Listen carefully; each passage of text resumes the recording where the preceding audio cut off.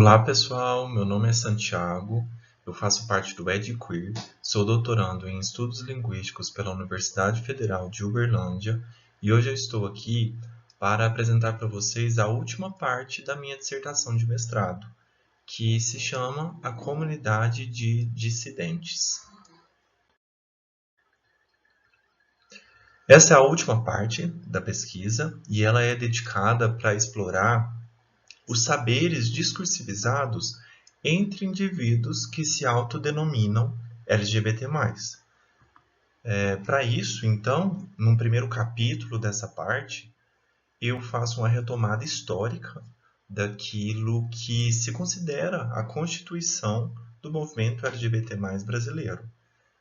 E também desenvolvo algumas reflexões sobre o senso de comunidade que se tem entre indivíduos LGBT+. Então, eu considero que é o pensamento de vida LGBT que, difundindo um senso de comunidade a partir de um sentimento comum de dissidência à ordem cis heteronormativa, o que condiciona o aparecimento do que se reconhece por essa comunidade LGBT+. Para desenvolver essa parte da pesquisa, assim como aquela parte anterior que vocês podem acompanhar aqui em um outro vídeo que eu gravei aqui para o canal, eu desenvolvi um estudo discursivo. E como esse estudo foi conduzido? Para essa parte específica, eu fui em grupos LGBT+, do Facebook, e nesses grupos eu coloquei ali uma postagem, né, convidando as pessoas que quisessem, né, que se voluntariassem para participar da minha pesquisa, respondendo a um questionário com algumas perguntas. E a partir disso, eu fiz essa postagem, né? As pessoas que resolveram participar, eu coloquei pseudônimos nelas, então aqui vocês vão ver citações com nomes de cores, porque eram 9 participantes, cada participante, então coloquei uma cor aí para resguardar a individualidade da pessoa, né? As identidades das pessoas. E então elas, no momento que elas quiseram, elas gravaram, através de gravações de áudio, elas gravaram as respostas às perguntas que tinham neste questionário.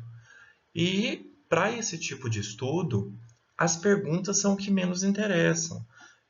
O que interessa para a gente analisar são as respostas. Então, a gente analisa discursivamente as respostas. E a partir ali das respostas que as pessoas foram dando, esses voluntários da pesquisa, esses participantes foram dando, a gente vai identificando o que a gente chama de ressonâncias parafrásicas, que são uma espécie de paráfrases em que algumas discursividades vão se repetindo e construindo universos imaginários de sentidos que ressoam, que se repetem de uma formulação para outra.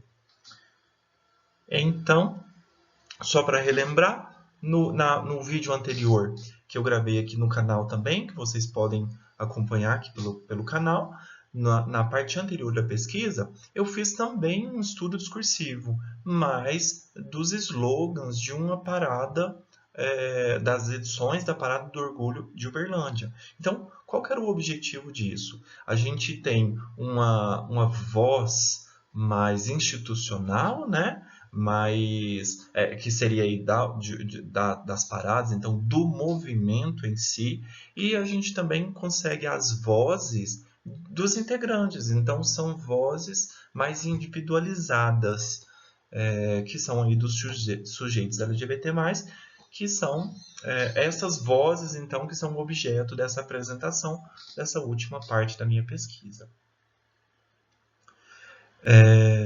Então, olhando aí para as discursividades dos indivíduos inscritos subjetivados nesse pensamento de vida, através dessas formulações, eu me dediquei, então, a identificar esses saberes que são discursivizados por esses sujeitos LGBT+.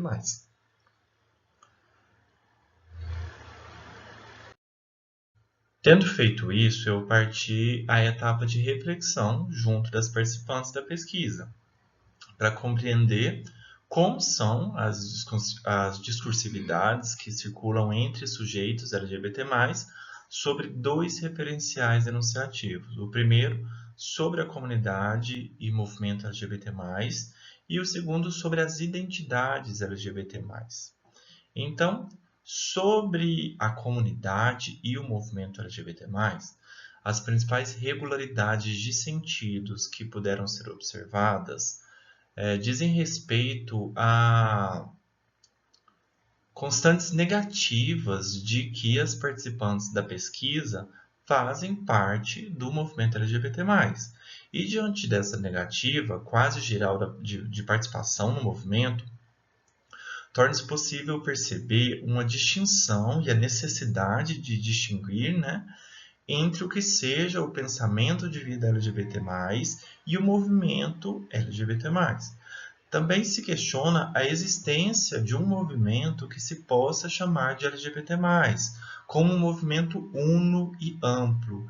E também se destacam os sentidos de que há inter- e intra-identitariamente relações de força e opressões horizontais, que se concretizam, dentre outras formas, pela percepção de quem as lutas LGBT+, têm atendido e pelas seleções e exclusões de pautas cruciais a cada categoria identitária que o movimento representa.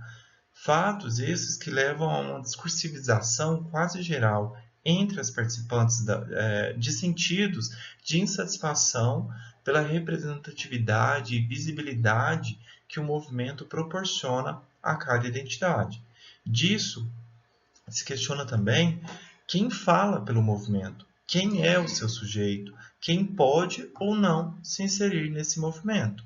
Dessa reflexão conjunta, foi possível compreender que, ainda que o movimento LGBT+, seja um movimento social de resistência à cis-heteronormatividade, ele está inserido no quadro colonialista e, sendo assim, é passível de reproduzir estratégias de dominação às quais se imagina resistindo.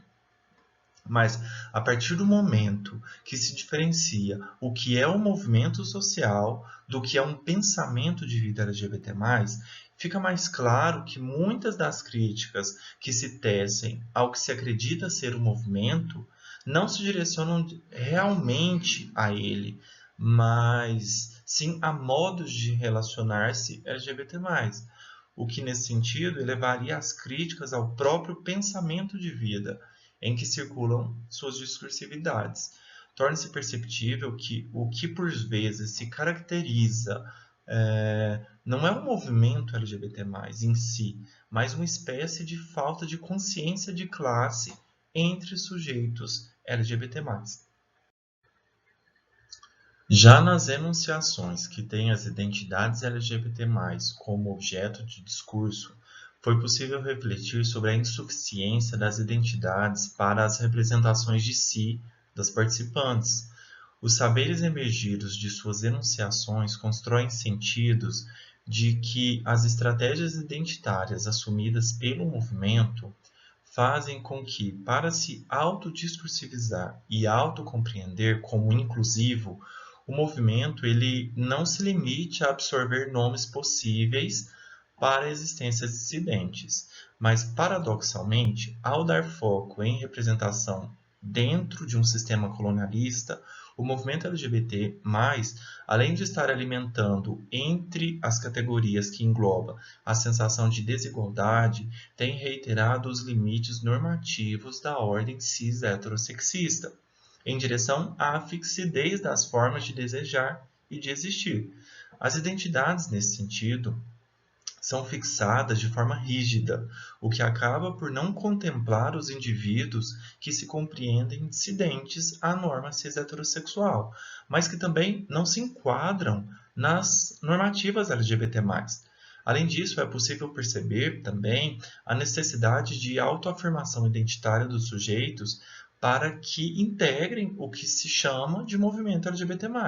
Ou seja, dizer-se como sendo integrante de uma identidade pré-estabelecida e discursivizada entre as identidades LGBT+, funciona como uma espécie de passaporte necessário para a integração ao movimento.